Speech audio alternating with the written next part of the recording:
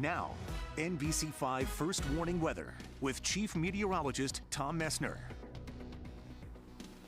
Did it really hit 60 today? Yeah. That's not normal, right? No. Are you talking about me or are you talking about the temperature? No, I'm talking about the temperature. We know about you. No, that is very out of the ordinary. Yeah. The average high this time of year is 50, so we beat it by 10. Wow. It felt nice out there. Yeah, I mean, if you're looking for warmer weather, yeah, it turned out to be great. It's going to be unseasonably warm again tomorrow, too. I'm going to take a look at Plattsburgh tonight.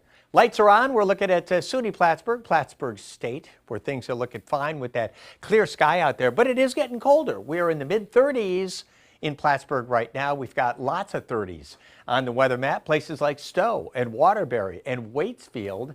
55, though, over in Potsdam. Look at Tupper Lake right now, 37 degrees. Temperatures kind of all over the place. Meanwhile, look at this. We've got 30s from Lebanon down to Springfield. And also Brattleboro, Bennington right now, 38 degrees. In the Champlain Valley, thinking lows tonight, upper 30s. I think we will crack the 30s. And then up temperatures are going to go during the day tomorrow. Now, tomorrow as compared to today, not quite as bright. We're going to have more clouds kind of mixing in. So, a little less sunshine when you add it all up. But boy, temperature-wise, if you like the warm stuff, we're going to see it again. Because we're forecasting a high tomorrow of 57 degrees. Now, this is our temperature trend, our forecasts for the next, say, 5 days. So we go from 57 to 53, down to 51, but back to 56, and then down to 52 on Saturday. So this, all in all, is an unseasonably warm week. So we're looking at Storm Tracker tonight, and I just noticed coming into work here, I mean, there are stars aplenty out there. But we've got some clouds to the north and also off to the west. These will make their way toward us. So first thing tomorrow morning, we're going to find our share of clouds in extreme northern New York and also in northern Vermont, and then those clouds are going to continue to go from the north on down to the south. So when you add it all up, I think we've got clouds mixing with sunshine for the day. Temperatures are going to be well into the 50s, not quite as warm as it turned out to be today, but still it's going to be pretty nice around here.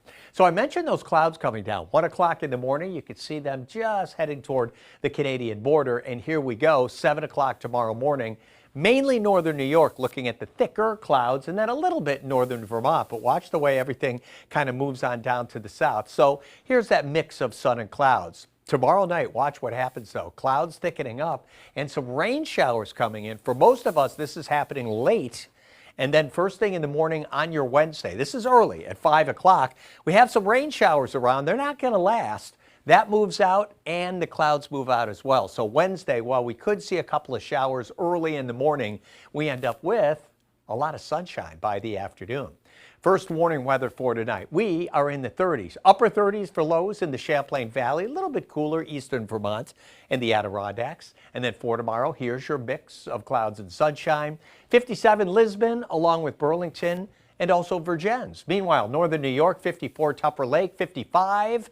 That is Plattsburgh. Mix of sun and clouds, Manchester at 58 and Royalton at 59. All right, 5-day forecast, 57 will do you tomorrow. Showers early Wednesday, and then that clears out. We find sun, 53 degrees. Veterans Day looking pretty good at 51. It's going to rain on Friday, 56. Still some showers around Saturday, but big chunk of next week, while we'll see our share of clouds around, we'll see temperatures in the 40s, and certainly most of the days will be dry. All right, Tom, thanks. We're learning more about what happened when 8 people died at a Travis Scott concert on Friday in Houston. Multiple agencies are investigating, and as NBC's Jay Gray reports, the rapper is now facing a growing number of civil lawsuits. Survivors will tell you these horrific images don't fully capture the fear and panic that night. I couldn't breathe, I really couldn't breathe, gasping for air, drowning in people. A sea of fans, 50,000 or more, surging toward the stage. 8 people caught in that wave, killed. There were cries for help in the chaos. This woman climbing a camera riser. Travis Scott did pause multiple times during his performance, but the show would go on. There was not enough medical personnel, enough security personnel, and there were more people there than should have been there. Today, the family of 21-year-old Axel Acosta, who died at the concert, joined others who filed civil suits against the rapper, claiming negligence and encouragement of violence. In 2015, Scott pleaded guilty to reckless conduct after urging fans to rush past security at the Lollapalooza.